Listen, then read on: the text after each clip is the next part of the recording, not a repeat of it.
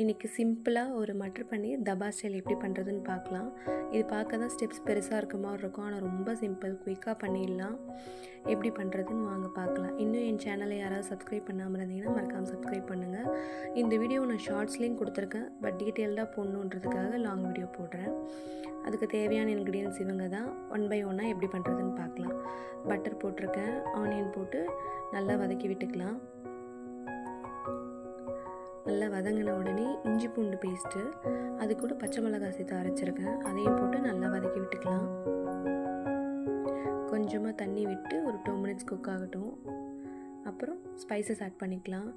மல்லிப்பொடி, சீரகத்தூள், காரத்தூள், மஞ்சள் தூள். கொஞ்சமாக தண்ணி விட்டுட்டு தக்காளி பச்சையாக அரைச்சி வச்சுக்கணும், அதையும் நான் ஆட் பண்ணிக்கிறேன். ஆட் பண்ணிவிட்டு நல்லா மிக்ஸ் பண்ணிவிட்டு ஒரு 2 மினிட்ஸ் க்ளோஸ் பண்ணி குக் பண்ணிக்கலாம்.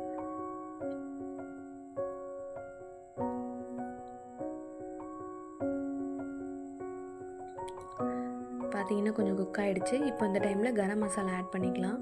ஆட் பண்ணிவிட்டு நல்லா மிக்ஸ் பண்ணி விட்டுட்டு ஒரு 2 மினிட்ஸ் குக் பண்ண விடலாம்.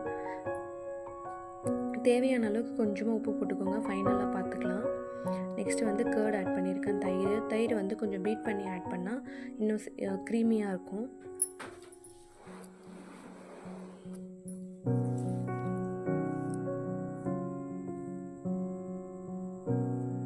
நல்லா மிக்ஸ் பண்ணி விட்டுக்கலாம். கர்ட் ஆட் பண்ணி முடிச்சுட்டு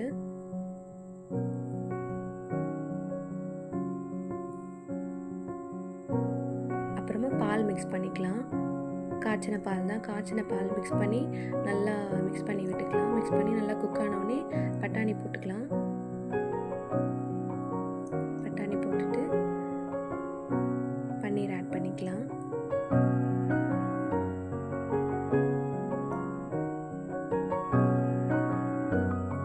அப்புறம் மல்லிப்பொடி, கஸ்தூரி மெத்தி ஆட் பண்ணி நல்லா மிக்ஸ் பண்ணிக்கலாம். தேவையான அளவுக்கு உப்பு எவ்வளோ போடணுமோ போட்டுக்கோங்க. அப்புறம் பட்டர் ஆட் பண்ணிக்கிட்டு நல்லா எண்ணெய் கசிஞ்சு வந்துருச்சு. இந்த டைமில் ஃப்ரெஷ் க்ரீம் ஆட் பண்ணிக்கலாம்.